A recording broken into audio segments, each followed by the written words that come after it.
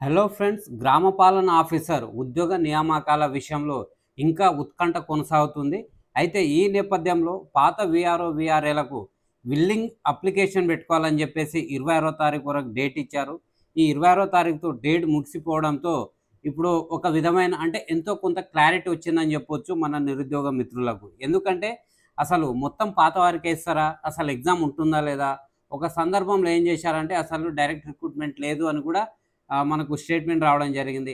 అలాంటిది అసలు పాతవారు ఎంతమంది అప్లికేషన్ చేసుకున్నారు? వారికి ఎగ్జామ్ పెడతారు. ఎగ్జామ్ పెట్టిన తర్వాత ఎంతమంది క్వాలిఫై అయితారు?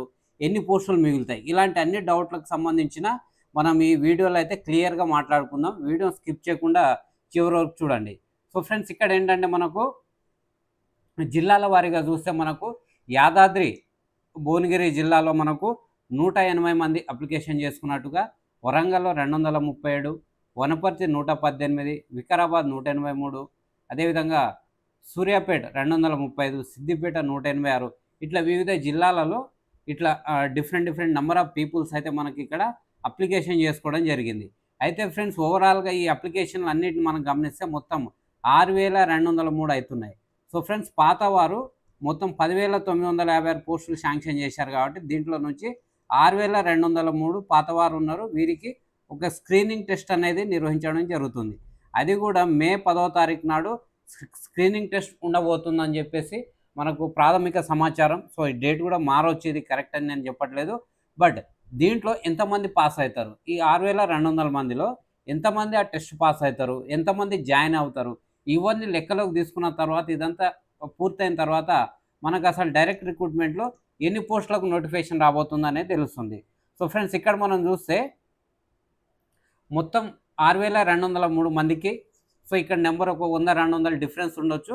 ఓ 10వ తారీఖు నాడు స్క్రీన్ టెస్ట్ గిన పెడితే ఈ మొత్తం 10,956లో నుంచి ఈ వీఆర్ఓ, వీఆర్ఎల్ నుంచి సర్దుబాటు చేస్తాం కాబట్టి ఈ టెస్ట్ ద్వారా ఆ తర్వాత మిగిలిన పోస్టుల కంటే మనకు కనీసం ఈ 6,203 మంది మొత్తం పాస్ అయినా కానీ కనీసం 4,753 పోస్టులు అయితే మిగులుతాయి.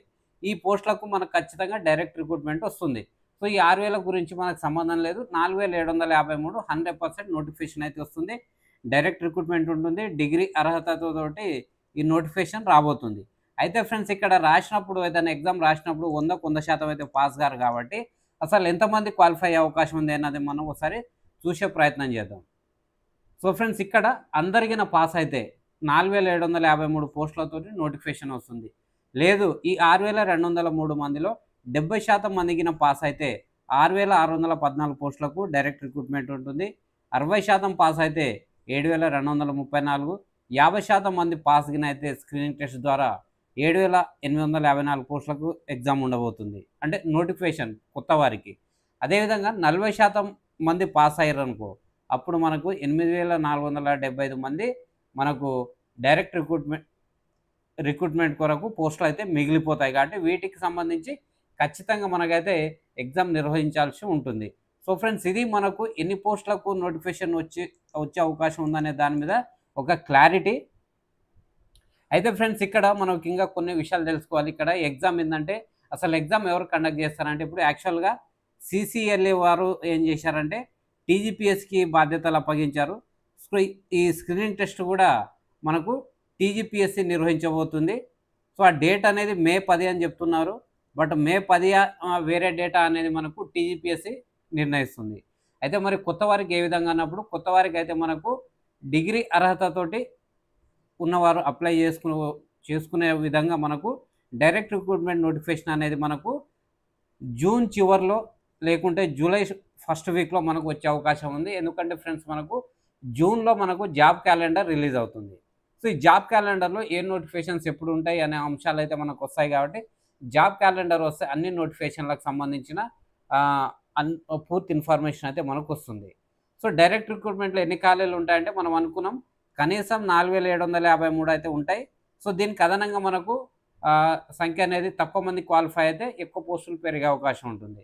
సో మనకెప్పుడంటే జూన్ ఎండింగ్ లేదా జూలై ఫస్ట్ వీక్‌లో మనకు దీనికి సంబంధించిన డైరెక్ట్ రిక్రూట్మెంట్‌కి సంబంధించిన నోటిఫికేషన్ అయితే వచ్చే అవకాశం ఉంది.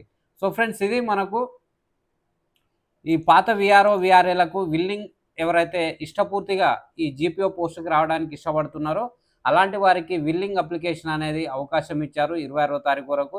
ఇది ముగిసిన నేపథ్యంలో 6,203 మంది అయితే అప్లికేషన్ చేసుకున్నట్టుగా మనకు కొన్ని సోర్సెస్ ద్వారా తెలుస్తుంది. కాబట్టి ఫ్రెండ్స్, ఇది మనకు దీనికి సంబంధించిన నెక్స్ట్ లేటెస్ట్ అప్డేట్‌తో మళ్ళీ నెక్స్ట్ కలుసుకుందాం. So thank you very much. జై హింద్.